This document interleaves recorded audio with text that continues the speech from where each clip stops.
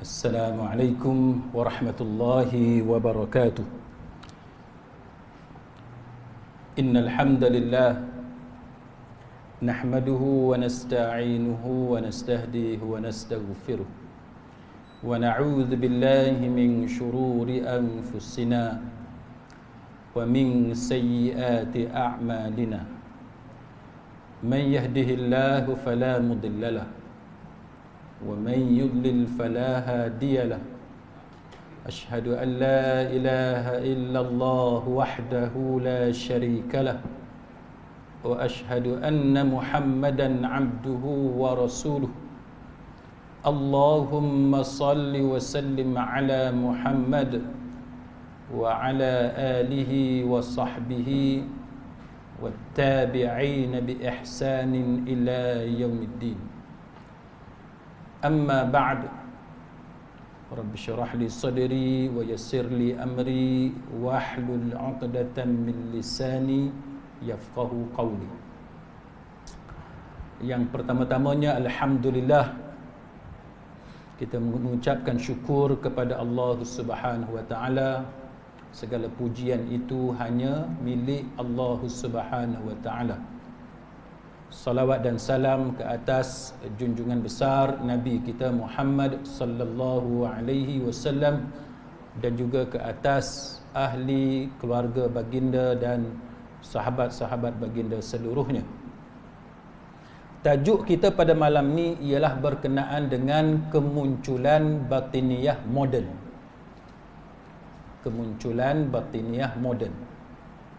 Bagi sesiapa yang mengikuti kuliah talbis iblis saya ada sebelum ini pernah menghuraikan berkenaan dengan kenapa Imam Ibn Jauzi sangat banyak merujuk kepada batiniyah dalam kitab talbis iblis untuk menunjukkan bahayanya kumpulan batiniyah ini dan bagaimana ia menyusup masuk di kalangan orang-orang Islam, dan yang paling bahaya sebab kita tak sedar, kita tidak menyedari bagaimana dia ataupun kumpulan ini masuk ke dalam di tengah-tengah orang-orang Islam, sedangkan mereka adalah golongan yang sesat. Antara perkara yang disebut oleh para ulama tentang implikasi daripada masuknya golongan batiniyah, dan yang kita paling takut apabila dia muncul kembali. Dia muncul kembali pada zaman kita. Ini yang kita sangat takut. Kerana para ulama menceritakan kepada kita implikasi ataupun kesan negatif daripada kumpulan ini ialah antaranya mereka membawa manusia yang beragama Islam kepada kekufuran.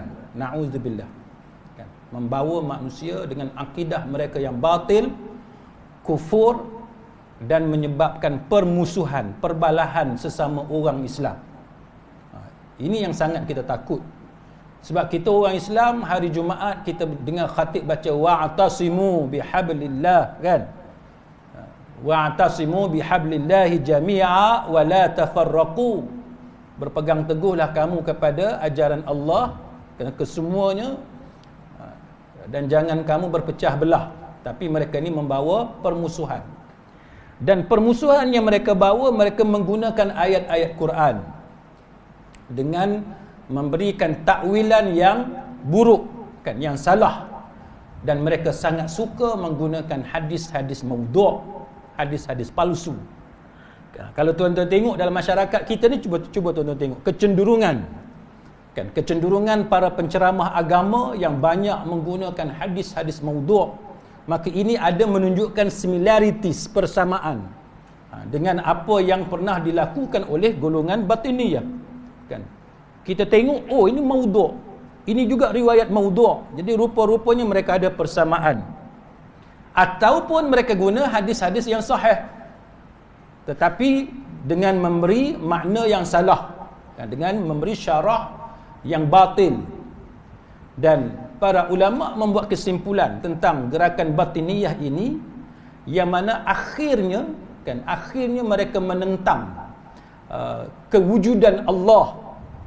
Akhirnya kemuncak dia ialah mereka menentang kewujudan Allah tanpa kita sedar. Bagi sesiapa yang berada dalam kumpulan batiniyah, oleh kerana dia masuk sedikit demi sedikit, akhirnya mereka tidak sedar tentang kesesatan itu, dan kemudian mereka mengubah syariat yang dibawa oleh Nabi kita Muhammad sallallahu alaihi wasallam.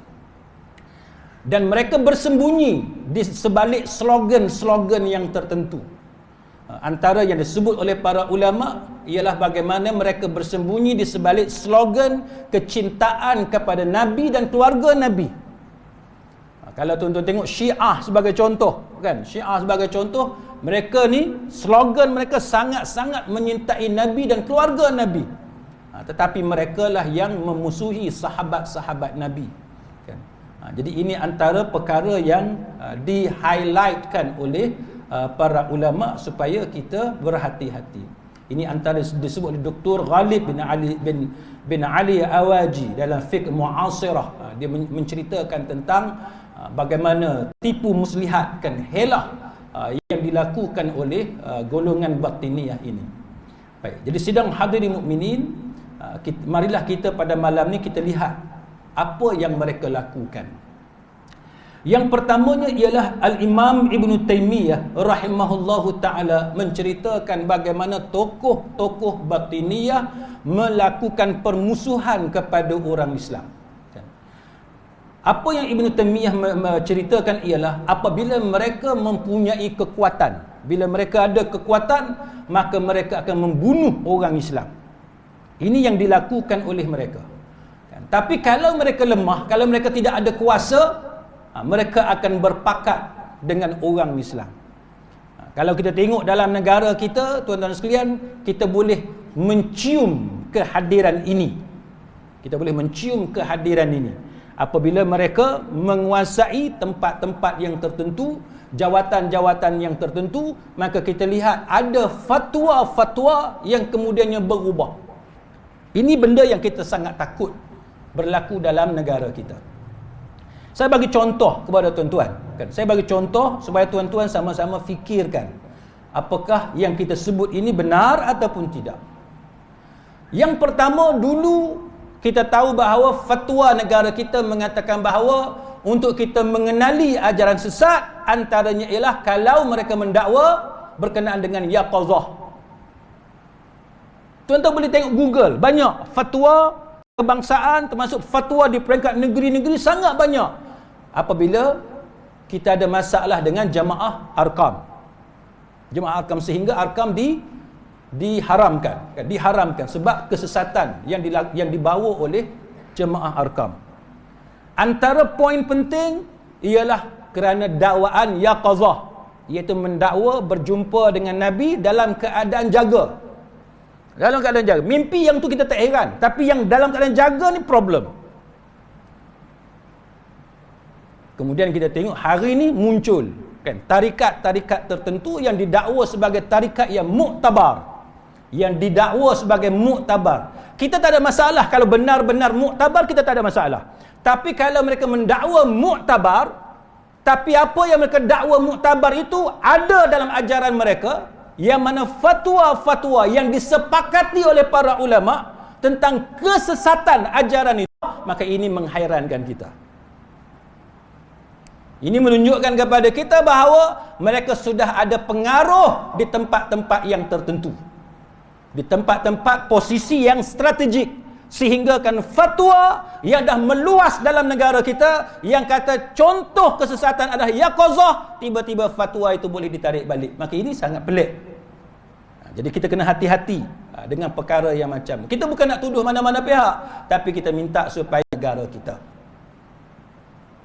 Fatwa bab muamalat kalau berubah, yang tu kita tak pelik, tuan-tuan. Fatwa kalau bab muamalat kalau berubah, yang tu kita tak pelik. Yang pelik kalau fatwa bab akidah, yang ni kita pelik. Saya sebut banyak kali dalam kuliah saya, syariat Islam ni ada dua. Satu dipanggil sebagai asy-syari'atul islamiyah allati la tataghayyar bi taghayyuriz zaman wa makan. Syariat Islam yang tidak berubah dengan perubahan zaman dan tempat. Hukum Islam yang tak berubah. Tuan-tuan duduk zaman Nabi ke, zaman sekarang ke, tuan-tuan duduk di Afrika ke, duduk di mana-mana sekalipun, Eropah ke, Amerika ke, dia tak berubah. Contoh apa dia? Akidah. Tuan-tuan duduklah zaman mana sekalipun, tempat macam mana sekalipun, cuaca macam mana sekalipun, akidah dia tak berubah. Allah tetap satu. Syirik tetap haram. Kufur tetap kufur. Dia tak berubah, tuan-tuan. Akidah dia tak berubah. Tapi muamalat dia boleh berubah. Bab muamalat, transaction dia boleh berubah. Contoh ASB, boleh berubah ke tak boleh berubah? Dia boleh berubah. Vaksin, dia boleh berubah. Kerana ilmu, kerana teknologi dan sebagainya, kerana ada finding, new finding dan sebagainya, yang tu dia boleh berubah. Sama dalam masalah kita pergi haji, boleh berubah. Sentuh kulit laki dengan perempuan, boleh berubah fatwa. Dulu kita kata kita ikut mazhab Syafi'i, tapi bila kita pergi haji, nampak tak boleh. So kita taklid kepada mazhab lain. Kemudian muzakarah buat pula keputusan lain pula. Oh tak, kita tak payah keluar mazhab, tak payah pergi ikut mazhab lain. Kita ada mazhab kita sendiri, cuma qaul marjuh. Jadi fatwa tu bertukar-tukar. Yang tu tak apa. Tapi dalam bab akidah dia tak boleh, tuan-tuan. Apa yang new finding dalam akidah sampai nak pergi tukar fatwa? Boleh ke tarikat yang dulu haram sebab dia sesat, sebab dia batil, tiba-tiba sekarang tidak batil? Yang ni pelik. Ini menimbulkan question mark, big question mark. Apa sebenarnya yang berlaku? Baik, kita tengok apa yang disebut oleh para ulama tentang bahayanya golongan ini. Imam Ibn Taymiyah rahimahullahu ta'ala, dia cerita tentang bagaimana bahayanya golongan batiniyah. Dan para ulama mengeluarkan beberapa contoh tentang bahayanya golongan batiniyah berdasarkan kepada sejarah yang mereka lakukan terhadap orang Islam. Antaranya batiniyah ini, dia pernah kuasai Bahrain. Yang mana bila mereka menguasai Bahrain, kita tahulah cerita Qaramitah apa semua ni, yang mana kemudiannya mereka masuk ke Mekah musim haji, mereka bunuh jemaah haji, dan kita dah cerita bagaimana mereka umbankan mayat jemaah haji dalam telaga Zam-Zam. Itu menunjukkan jenayah yang sangat dahsyat yang dilakukan oleh golongan batiniyah. Mereka ni, tuan-tuan, dengan Syiah dia sangat rapat, dia banyak persamaan golongan ini. Baik. Kemudian kita tengok bagaimana kemunculan batiniyah.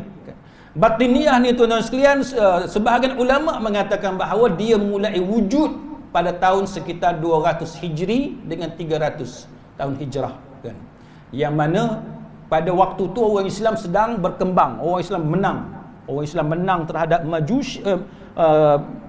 Majusi, menang terhadap golongan Kristian, dan menang terhadap Yahudi dan sebagainya. Maka bila Islam menang, bila Islam berjaya, dia ada puak yang ada dendam.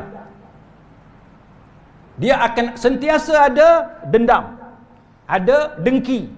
Sebab tu, tuan-tuan, kalau tuan-tuan tunjuk kemenangan tuan-tuan, kejayaan tuan-tuan, anak berjaya pun ada orang dengki. Tak payah kita pergi jauh, anak berjaya orang dengki. Kita tunjuk perniagaan kita maju, ada orang dengki. Kita tunjuk kita naik pangkat, ada orang dengki. Itu belum cerita tentang kejayaan satu agama yang dibawa oleh Nabi kita Muhammad sallallahu alaihi wasallam, yang meruntuhkan banyak empayar selepas itu. Runtuhnya Majusi, kan, empayar Parsi, runtuhnya Kristian, empayar Rom, kan. Runtuhnya dominasi Yahudi di Madinah. Jadi ini menyebabkan, sudah tentu menyebabkan dengki, jealousy, kan, menyebabkan rasa tidak senang di kalangan musuh-musuh Islam. Kalau kita lihat contoh, kan, tuan-tuan sekalian, benda yang berlaku di antara Islam, kan, dengan agama yang batil ataupun dengan puak-puak yang batil. Sebagai contoh, kalau kita masih ingat bagaimana adanya Kaabah. Bila adanya Kaabah, Mekah jadi pusat tumpuan. Bila Mekah jadi pusat tumpuan, tuan-tuan sekalian, bila Mekah tu prosper, kan, makmur, ada tak tempat lain yang akan dengki? Ada tempat lain yang dengki. Macam kita di Penang lah kan. Bila kita Penang, kita dah makmur, prosper, tiba-tiba dengar ada kerajaan nak buat airport di Kulim. Susah tuan-tuan. Takut tu. Kan? Meniaga kita macam mana, keadaan kita macam mana. Dia ada pertandingan. Kan? Dia ada competition. Itu benda biasa. Tuan-tuan buka kedai restoran, tiba-tiba ada kedai satu lagi buka, sebelah kanan, sebelah kiri, seberang jalan. Kita susah hati. Ada macam tu. Jadi apa yang berlaku tuan-tuan, ini benda yang orang kata benda semula jadi yang ada pada manusia. Jadi bila Mekah tuan-tuan, Mekah ni tuan-tuan pun tahu sejarah dia, daripada tempat yang gersang, yang tak ada orang, bukan ada apa pun Mekah. Sekarang ni kalau tuan-tuan tengok bukan ada apa, tapi kerana ada Kaabah tu, dia punya prosperity, dia kemakmuran tu dia sangat hebat. Itu semua rezeki daripada Allah Subhanahu Wa Taala. Jadi Mekah dalam keadaan tak ada apa-apa tuan-tuan, tiba-tiba ada Kaabah, Allah Taala izinkan kemakmuran, Allah Taala bagi rezeki yang begitu hebat kepada bumi Mekah, menyebabkan apa yang berlaku di Yaman. Kan? Yaman, mereka cuba untuk menandingi kehebatan yang ada di Mekah. Tu yang cerita alam tara kaifa fa'ala rabbuka bi ashabil fil. Kan surah Al-Fil. Maka benda inilah tuan-tuan sekalian yang para ulama sebut tentang kita kata permusuhan, perseteruan, pertandingan, cemburu, hasad, dengki, walaupun sesama kulitnya kita sama-sama Islam, tapi hati belum tahu. Kan? Hati belum tahu. Sebab hati ni benda yang tak nampak. Zahirnya sama-sama Islam. Kan? Hatinya kita belum tahu. Sebagaimana yang kita pernah bincang sebelum ini tentang bagaimana Abu Lu'lu' ataupun Abu Lu'lu'ah dia bunuh Umar Khattab. Kan? Para ulama menceritakan latar belakang dia. Kan? Latar belakang. Kenapa dendam Abu Lu'lu' ataupun Abu Lu'lu'ah untuk membunuh Umar.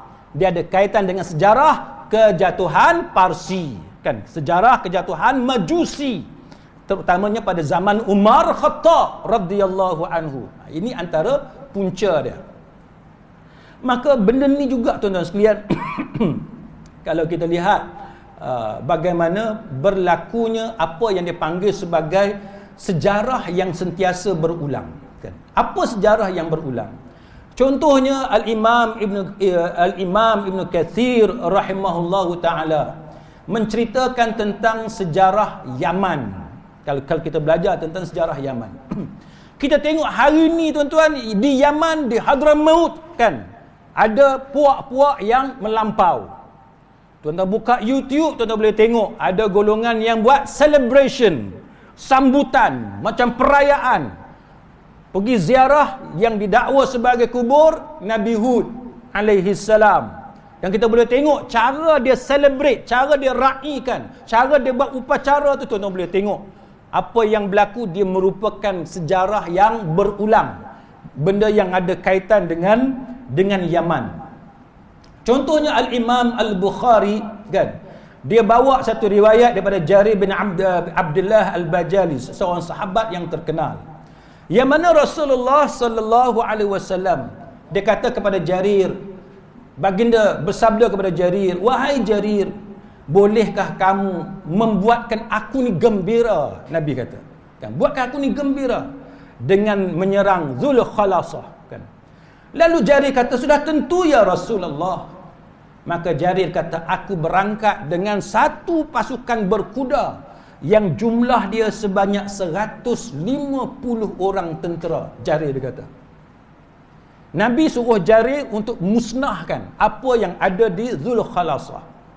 Baik, dalam hadis ni diceritakan tentang apa dia Zulkhalasah, iaitu satu tempat ibadat di Yaman, kan, milik kabilah yang tertentulah. Ada kabilah nama Bajilah dan sebagainya, yang mana dalam rumah ibadat tu dia ada berhala-berhala yang disembah. Maknanya apa tuan-tuan? Sejarah Yaman ni dengan syirik ni, penyembahan berhala semua ni, dia sejarah yang panjang. Sejarah yang panjang. Dia sentiasa muncul. Sedangkan apa yang berlaku kepada Abraha, bagaimana serangan dia terhadap kota Mekah yang dihancurkan oleh Allah Subhanahu wa taala, berlaku pada tahun yang kita panggil tahun gajah. Tahun kelahiran Nabi kita Muhammad sallallahu alaihi wasallam. Bila Nabi dah jadi Nabi pun dah 40 tahun lebih, selepas itu masih lagi berlaku benda sama di antara Mekah dengan Yaman. Mekah terus makmur dengan adanya Kaabah di bumi Mekah, dengan adanya orang yang beriman di bumi Mekah yang melakukan ibadah tawaf di keliling Kaabah. Tapi Yaman, dia tidak mau ketinggalan. Perangai manusia itu dia sentiasa ada. Kan? Apa yang berlaku tuan-tuan sekalian, ini disebut dalam Sahih Bukhari dan sebagainya, yang mana perawi dan hadis ni dia bagi tahu bahawa Jarir bin Abdullah kemudian sampai di Zulkhalasah ini yang dianggap sebagai tandingan kepada Kaabah yang ada di bumi Mekah. Itu tandingan kepada Kaabah. Maka Jarir dia menghancurkan Zulkhalasah dan dia membakar Zulkhalasah. Itu yang dilakukan oleh Jarir. Dan inilah juga yang diceritakan oleh Imam Ibn Kathir dalam kitab Al-Bidayah wan Nihayah. Apa kata Imam Ibn Kathir? Imam Ibn Kathir kata ini apa yang berlaku di Zulkhalasah, dia adalah satu, orang kata dia nak tiru apa yang ada di Mekah. Dia nak tiru, dia nak lawan. Hari ni tuan-tuan sekalian, cuba tuan-tuan buka YouTube tengok apa yang berlaku di Yaman. Tidakkah itu dianggap sebagai saingan kepada Kaabah? Tawaf ni tuan-tuan, ada satu tempat je tawaf. Setakat yang tuan-tuan belajar tawaf ni ada berapa tempat? Satu je. Tapi macam mana golongan yang hulu, golongan yang melampau ni, dia buat pula duk keliling, buat macam tawaf tu juga. Ini yang dikatakan sebagai sejarah yang berulang, kan? Yang disebut oleh para ulama, dan ini diulas oleh Imam Ibn Kathir dalam kitab Al-Bidayah wan Nihayah. Sehingga kan tuan-tuan, orang Arab Yaman ni, dia punya degil dia, keras kepala dia punya nak lawan dengan Kaabah ni. Kaabah di Mekah tu dia panggil Kaabah Syamiyah. Sebab apa? Sebab Kaabah duduk di belah Syam. Sebab dia duduk kat Yaman tu, tengok peta kan, Yaman kat bawah tu. Sebab dia menghala ke Syam, Syam tu ke utara, ke atas. Maka sebab menghala ke atas dia panggil Kaabah Syam, dia panggil Kaabah Syam. Kaabah yang di Mekah tu dia panggil Kaabah Syam.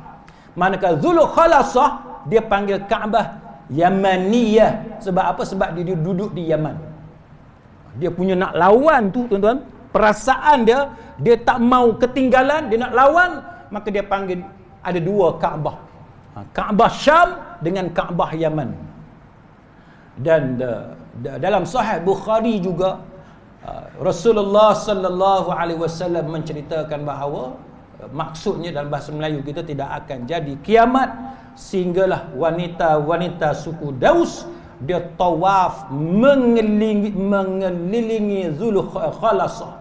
Dan banyaklah tulisan-tulisan sejarah yang menceritakan bahawa Zulkhalasah ni memang menjadi tempat pemujaan berhala bagi kabilah ni di Yaman. Kemudian Imam Ibn Jarir At-Tabari dalam Tarikh Al-Umam wal Muluk, dia cerita bagaimana kabilah ni dia murtad dan dia menyembah Zulkhalasah, sehingga menyebabkan pada zaman pemerintahan Abu Bakar Siddiq dia hantar Abdullah bin Jarir untuk memerangi orang yang murtad yang pergi sembah Zulkhalasah. Ini sejarah dia, tuan-tuan sekalian. Jadi ini menunjukkan kepada kita bahawa benda yang kata syirik ni dia berulang dan dia berulang. Sebab tu tuan-tuan sekalian, Imam Ibn Jauzi rahimahullahu ta'ala dalam kitab Talbis Iblis, sebahagian besar dalam kitab Talbis Iblis dia merujuk kepada kesesatan dan kekufuran yang dilakukan oleh puak batiniyah. Benda ni dia bukan kesalahan yang kecil. Dia merupakan satu kesalahan yang boleh menyebabkan seseorang tu terkeluar keislaman dia, terkeluar dari millah, kan, terkeluar dari millah. Kalau kita tengok contoh, kan, dia sebut bagaimana Zulkhalasah ni. Apa dia Zulkhalasah? Dia kata Zulkhalasah ni dia buat batu besar yang dia cat color putih, kan? Dia buat macam mahkota yang mana dia satu tempat yang mana dia buat macam Kaabah lah, dia tiru. Dia buat letak kain, kan, dia selimut Zulkhalasah ni, dia pakai kain sutra. Jadi apa yang ada di Kaabah tu dia tiru, kan. Kaabah ada selimut, dia pun buat selimut juga. Dia nak lawan dengan apa yang ada di Kaabah. Dan ini adalah disebut oleh para ulama sebagai berhala, kan, berhala. Baik. Maka dengan sebab itu, tuan dan sekalian, dia ada beberapa perkara yang di-highlightkan oleh para ulama kepada kita. Iaitu, nombor satu, para ulama mengatakan bahawa kita kena berhati-hati sebab orang-orang Arab ni dulu dia memang ada sifat menyembah berhala. Dia ada perangai menyembah berhala. Amalan dia menyembah berhala. Dan berhala ni dia letak di tempat-tempat yang mereka sembahyang, dan mereka buat sama seperti Kaabah. Mereka tiru, ada korbannya, ada selimut kain tutup Kaabahnya dan sebab termasuk tawaf. Maka bila kita tengok keadaan masyarakat kita di Malaysia ni, tuan-tuan sekalian, kalau kita ingat balik orang Melayu kita ni dulu ni macam mana? Orang Islam Malaysia, kita di Nusantara ni tuan-tuan, dulu bukankah banyak benda-benda khurafat yang kita buat? Maka datangnya ajaran sesat ni, dia akan kembalikan kita kepada kesesatan yang pernah dilakukan oleh orang-orang Melayu zaman dulu. Sebab tu kita lawan sangat kalau ada orang nak kembalikan mandi safar. Sebab tu kita lawan sangat bila orang nak kembalikan masyarakat kita kepada bintang zodiak. Benda yang dah lama ditinggalkan oleh orang Islam, tiba-tiba kita nak kembali semula kepada amalan-amalan syirik. Pasal tu kita lawan. Kita tak mau benda yang berlaku kepada orang-orang Arab ni, dia berlawan antara apa yang ada di Mekah dengan apa yang ada di Yaman, dia nak berlawan. Yang ni yang kita nak pastikan bahawa itu tidak berulang kepada masyarakat kita. Baik. Saya nak tunjuk kepada tuan-tuan macam mana generasi yang dibentuk oleh Nabi sallallahu alaihi wasallam lawan benda-benda syirik ni. Kalau kita tengok contohnya, bagaimana yang pertama yang kita sebut tadi tentang Zulkhalasah tadi. Bagaimana Nabi sallallahu alaihi wasallam telah menghantar utusan untuk memusnahkan Zulkhalasah. Baik, sehingga kan Imam Ibn Hajar Al-Asqalani rahimahullahu ta'ala, bila dia buat kesimpulan kepada hadis berkenaan dengan pemusnahan terhadap Zulkhalasah, dia kata apa? Imam Ibn Hajar kata hadis ini mempunyai satu pelajaran kepada kita semua tentang disyariatkan kepada kita untuk menghilangkan segala sesuatu yang menjadi punca atau faktor kepada rosaknya agama masyarakat. Manakala ada benda dalam negara kita dan benda itu menjadi punca ataupun faktor rosaknya akidah orang Islam, maka disyariatkan kepada kita untuk kita musnahkan dia. Sama ada benda tu dalam bentuk bangunan, benda tu dalam bentuk manusia. Macam mana nak binasakan manusia ni? Kita tengok. Bangunan pun kita musnahkan, disyariatkan untuk kita musnahkan. Kalau manusia menjadi penyebab kepada sesatnya manusia yang lain, manusia itu juga kita musnahkan. Ataupun dia adalah haiwan, haiwan itu juga dimusnahkan. Ataupun benda itu benda mati, maka benda mati itu juga kita disyariatkan untuk memusnahkan.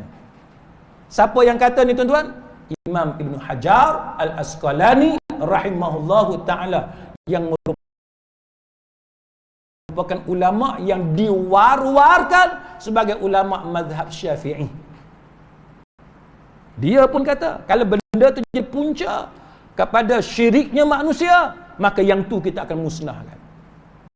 Bukti dia apa dia, tuan-tuan? Bukti dia saya bagi satu dua contoh. Kan? Nombor satu, manusia yang menyebabkan manusia lain jadi syirik. Contoh apa dia? Ahli nujum, tukang sihir, benda-benda black magic. Kalau kita orang Melayu ni, kita kata santau, apa ni, pawang, benda hajat sesat. Kita di Malaysia ni, tuan-tuan, dia belum ada lagi undang-undang berkaitan dengan sihir. Tapi kalau kita tengok dalam ajaran Islam, tukang sihir, hukum dia adalah dibunuh. Di Malaysia kita cuba buat, di mahkamah apa semua, tapi ada banyak benda yang belum settle. Tapi kita bagi contoh malam ni. Berlaku pada zaman Umar Khattab radhiyallahu anhu. Yang mana Umar, dia perintah sebuah negara, jadi setiap wilayah tu dia ada pemerintah tersendiri, gubernur, apa-apa istilah lah. Maka Umar Khattab keluarkan arahan kepada setiap wilayah yang ada ketua masing-masing ni, jikalau didapati tukang sihir di wilayah kamu, maka hendaklah dikenakan hukuman mati. Ini pada zaman pemerintahan Umar Khattab. Pasal apa? Kerana hukuman mati ini untuk menyelamatkan akidah orang Islam yang lain. Dan kita di Malaysia ni, tuan-tuan, ada pawang lah ramai mana tukang nujum, keluar YouTube lagi. Nak tangkap yang tu pun tak boleh. Kita ada masalah undang-undang, tak apalah yang tu. Tapi kita nak komen. Keluar YouTube, keluar Facebook, hak tu, tuan-tuan sekalian, susah sangat nak dikenakan tindakan. Pasal tidak ada undang-undang. Belum ada undang-undang. Maka ulama dia bagi contoh yang berlaku pada zaman Umar. Contohnya riwayat daripada Bajalah bin Abdah. Dia kata Umar Khattab, dia keluarkan perintah. Perintah dia apa dia? Dalam surat dia kepada gubernur-gubernur setiap wilayah. Dia kata, uqtulu kulla sahir. Bunuhlah setiap tukang sihir. Semua tukang sihir, bunuh. Itu adalah death punishment, death sentence, ataupun istilah hari ini capital punishment, yang dikenakan pada zaman Umar Khattab. Siapa yang jadi tukang sihir, bunuh. Dan Bajalah kata apa? Bajalah kata ini dalam riwayat dalam Sunan Abi Dawud dan disahihkan oleh Al-Albani rahimahullahu ta'ala dalam Sahih Abu Dawud. Bajalah kata apa? Bajalah kata selepas Umar bagi perintah itu, lepas Umar keluarkan perintah itu, Bajalah kata apa? Dia kata faqatalna fi yaumin, satu hari dia kata kami menghukum bunuh thalathata sawahir, 3 orang tukang sihir. 3 orang tukang sihir. Satu hari 3 orang tukang sihir. Maknanya apa? Makna pada zaman dulu ramai tukang sihir. Ramai. Macam kita di Malaysia lah, tuan-tuan. Ramai tak pawang? Ni semua orang baik tak pernah jumpa pawang, dia tak tahu. Ramai kau pawang duduk mula fikir. Ramai kita pun tak tahu. Tuan-tuan tanya saya siapa pawang, saya pun nak kena fikir juga. Tapi kita tahu ramai lah. Saya ada satu kes, saya tak pasti saya cerita atau tidak dekat tuan-tuan. Saya ada satu kes. Kita kata kes keganasan. Kan? Siapa yang terlibat dengan aktiviti keganasan, kena tangkap lah. Sebab tu tuan-tuan, saya nak ingatkan tuan-tuan, tuan-tuan nak jihad ke apa ke, kena tahu undang-undang.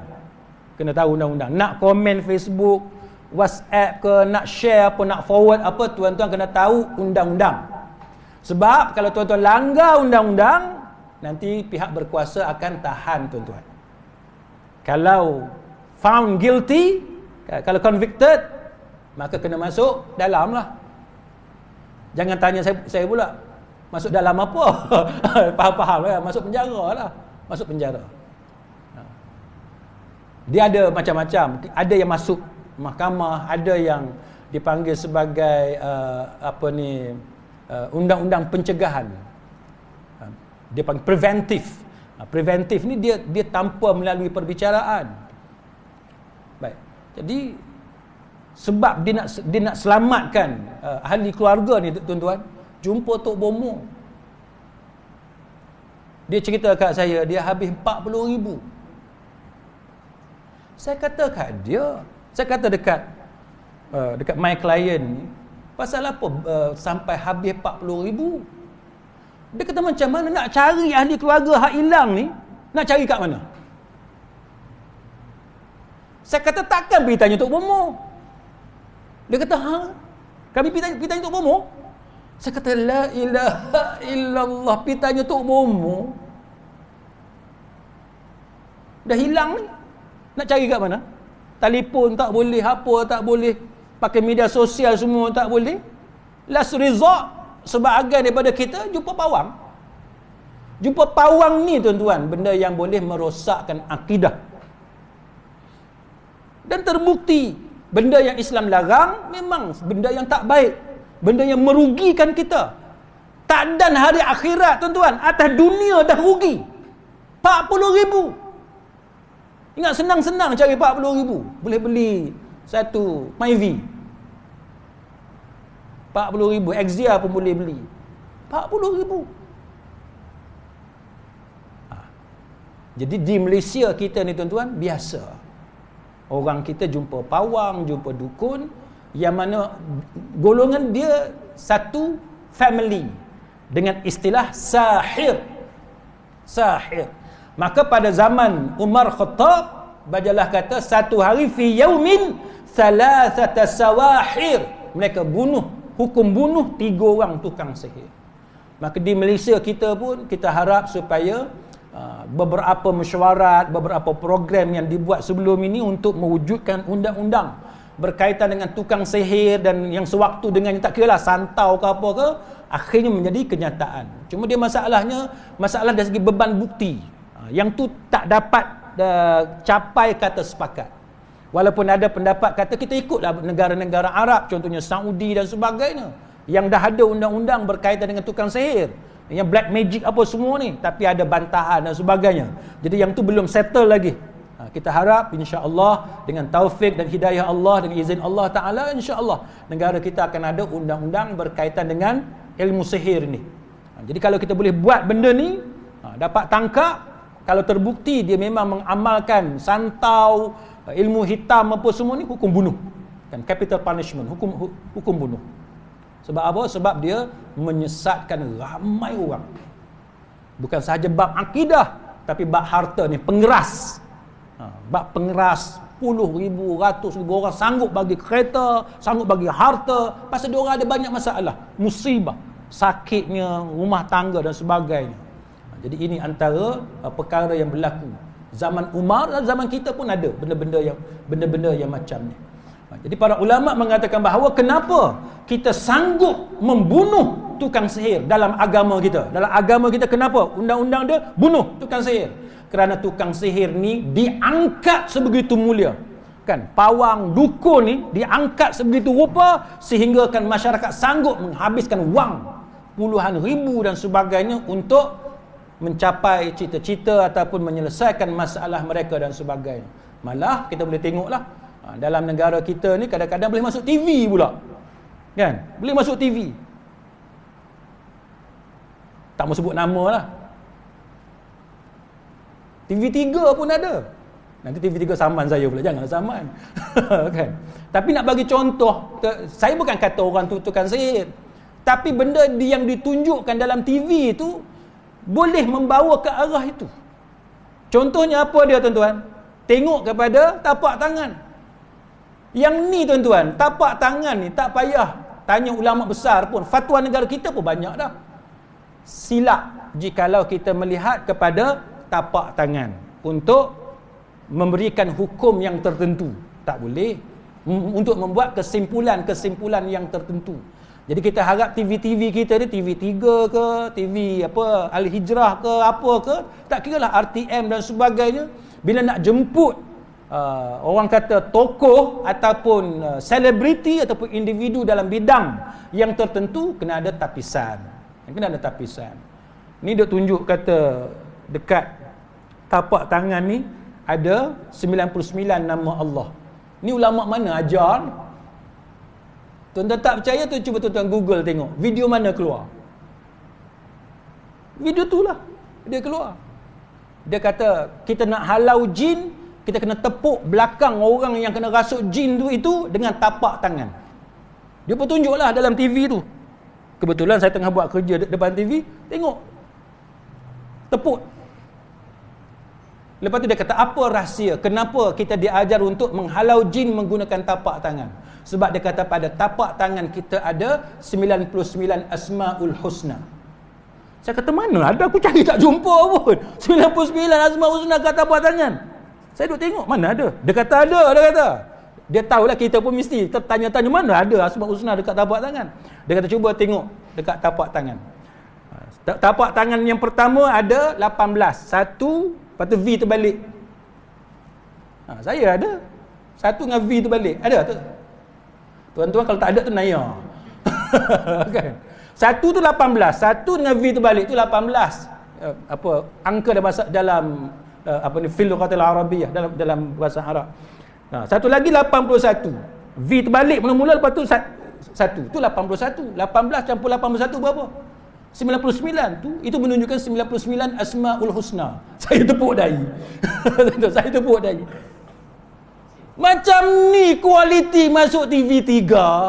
Saya kata TV3 ni tapislah dulu, kan. Saya sebut TV3. Saya harap orang dalam TV3 tolong check balik apa ni program tersebut. Check balik. Jangan, kan. Siapa yang upload ke apa ke dalam media sosial, kalau boleh padam-padamlah. Ini ajaran yang sesat. Ajaran yang sesat, kan. Tidak ada mana-mana dalam agama kita mengajar untuk halau jin menggunakan tapak tangan dengan alasan tapak tangan ada 99 nama Allah. Ini semua ajaran karut. Kan? Karut yang macam ni bahaya, tuan-tuan, sebab dia dikaitkan dengan agama. Bila karut kait dengan agama, yang sangat bahaya. Kan, kita tidak ada hak untuk bercakap tentang nama Allah, dengan tentang sifat Allah, kecuali dengan dalil Quran dan hadis yang sahih. Kalau tidak ada dalil Quran dan hadis yang sahih, kita sebagai manusia tidak ada ilmu, kita tidak ada pengetahuan tentang nama dan sifat-sifat Allah Subhanahu wa taala. Jangan nak memandai-mandai urat apa semua yang ada kat tapak tangan untuk dikaitkan dengan 99 nama Allah Subhanahu wa taala. Itu karut. Baik. Satu lagi contoh, tuan-tuan sekalian, kenapa dalam agama kita ni dia ada larangan-larangan yang bertentangan dengan ajaran batiniyah. Contoh apa dia?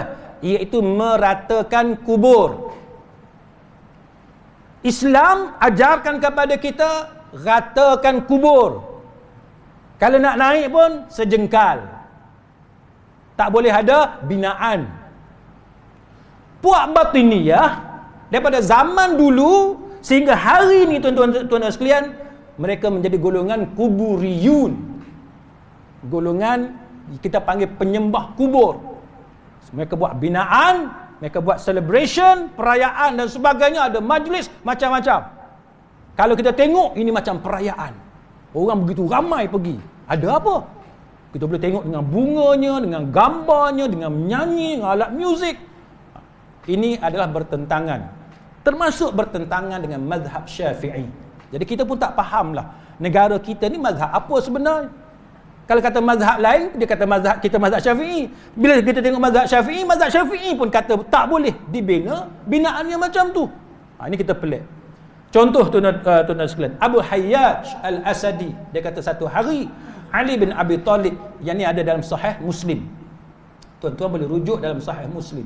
Yang mana Ali bin Abi Talib radhiyallahu anhu kata kepada Abu Hayyaj, dia kata, "Alla ab'athuka 'ala ma ba'athani 'alaihi Rasulullah sallallahu alaihi wasallam, alla tad'a timthalan illa tamastahu wala qabran musyrifan illa sawaitah." Dia kata, mahukah engkau aku utus dengan satu mission yang pernah aku lakukan, mission itu, misi itu, kerana perintah daripada Nabi sallallahu alaihi wasallam. Dia nak bagi tahu dia pernah buat satu misi, iaitu jangan kamu menemui patung-patung makhluk yang bernyawa. Kamu jumpa sahaja benda tu, hendaklah kamu hancurkan. hendaklah kamu hancurkan.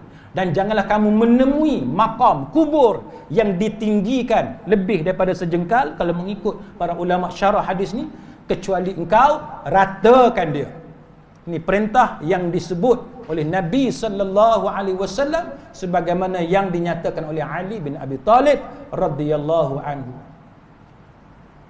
Kita kata yang ni mungkin mazhab lain. Baik, tak apa. Kita kata mazhab lain, tapi kita tengok pada apa yang berlaku sebagaimana yang ada dalam kitab Imam Syafi'i, yang mana pada zaman Imam Syafi'i pernah sebut, dia kata, sungguh aku pernah melihat pemerintah yang menghancurkan bangunan yang dibina atas kubur. Aku tidak melihat fuqaha yang mencela tindakan tersebut. Mana ada building, ada bangunan atas kubur tersebut, pihak berkuasa hancurkan benda tu, tidak ada fuqaha seorang pun, Imam Syafi'i kata, yang menidakkan, yang membantah amalan tersebut. Tak ada. Mana semua setuju. Ada je kubur, pergi buat bangunan, hancurkan. Kita hari ni tu tuan-tuan sekalian, cuba kita tengok dalam YouTube, tuan-tuan boleh tengoklah. Di negara kita pun ada yang dianggap sebagai kubur keramat, buat binaan kan. Di negara jiran kita pun ada, di Indonesia, di Singapura kan, negara-negara di Timur Tengah lebih-lebih lagi lah, banyak kesan sejarah dan sebagainya. Maka Al-Imam An-Nawawi rahimahullahu ta'ala, dia kata apa? Dia kata, aku melihat pemerintah di kota Mekah yang memerintahkan untuk menghancurkan bangunan di atas kubur. Dan dia kata penghancuran ini disokong, dikuatkan dengan dalil daripada Nabi sallallahu alaihi wasallam dalam Sahih Muslim tadi, iaitu janganlah engkau menemui makam yang ditinggikan kecuali engkau ratakan dia, makna musnahkan binaan tersebut. Baik. Kenapa benda ni penting? Tuan-tuan sekalian, kenapa benda ni penting? Sebab apa? Kubur tu bila ada bangunan di atas tu dibina, kenapa penting untuk kita binasakan dia? Jawapan dia sebab sadduz zara'i', blocking the means, tutup jalan yang pergi kepada syirik. Bila buat bangunan besar, apa makna dia? Maknanya itu dipuja, dihormati dengan cara yang melampau. Memang kubur kita disuruh untuk kita hormat, tapi dengan cara yang diajar oleh Nabi, yang diajar oleh agama kita. Tak boleh duduk atas dia kan, tak boleh buat benda-benda yang biadab terhadap dia. Itu cara yang diajarkan kepada kita, tapi bukan untuk dibina bangunan di atasnya. Bila bina bangunan tu, tengoklah dalam YouTube banyak kan, sehingga mereka buat upacara-upacara tertentu, sambutan, dah jadi perayaan pula. Tuan-tuan boleh tengok di Hadramaut, tuan-tuan boleh Google dalam YouTube, boleh cari, tuan-tuan boleh tengok macam mana mereka buat upacara kan, di makam yang dianggap sebagai makam Nabi Hud alaihi salam, kubur Nabi Hud. Mereka tawaf dan sebagainya, lepas tu ada upacara mandi dan sebagainya. Ini antara benda yang sebab kenapa dalam agama kita perkara-perkara seperti ini adalah dilarang. Baik. Maka sidang hadirin mukminin, apa dia kesimpulan, rumusan yang kita boleh buat daripada tajuk kita ini? Antaranya yang saya boleh petik sebagaimana yang disebut oleh Syekh Yusuf bin Abdullah Al-Wabil.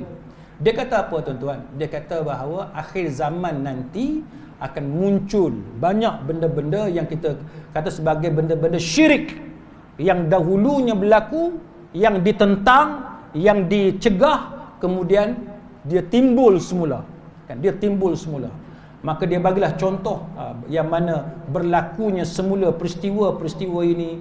Penyembahan berhala dia bukan berlaku sekelip mata, dia berlaku sedikit demi sedikit. Dia berasal daripada hormat kepada orang soleh kan, hormat kepada orang soleh. Maka daripada sifat melampau hulu tadi, dia bertambah kubur dia buat bangunan dan sebagainya. Kemudian akhirnya menjadi replika tertentu, gambar tertentu. Macam sekarang tuan-tuan boleh tengoklah kan, gambar capalnya dia letak pada dinding. Akhirnya dianggap seolah-olah seperti benda yang sangat dimuliakan dengan cara yang hulu, dengan cara yang melampau. Maka ini antara bahaya-bahaya, sehingga kan para ulama kata sadduz zara'i', kan, blocking the means, kita sekat lebih awal. Baik, selain daripada itu tuan-tuan sekalian, hadis yang kita baca tadi, Nabi sallallahu alaihi wasallam menjangkakan telah menyatakan kepada kita bahawa kiamat dia tak akan berlaku sehinggalah apabila ada kabilah-kabilah yang mengikuti kaum musyrikin. Mengikuti kaum musyrikin maknanya apa? Mengikuti amalan syirik.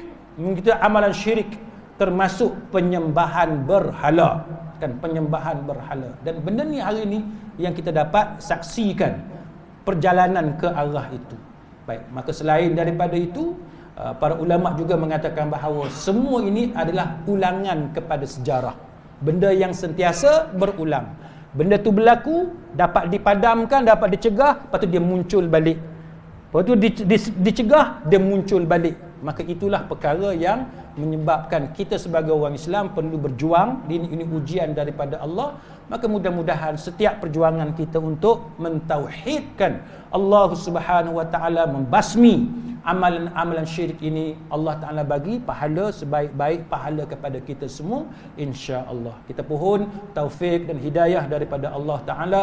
Mudah-mudahan masyarakat kita dapat dibersihkan daripada amalan-amalan khurafat, lebih-lebih lagi yang membawa kepada syirik di sisi Allah Subhanahu wa taala. Wallahu a'lam. Aqulu qawli hadza wa astaghfirullahal azim li wa lakum.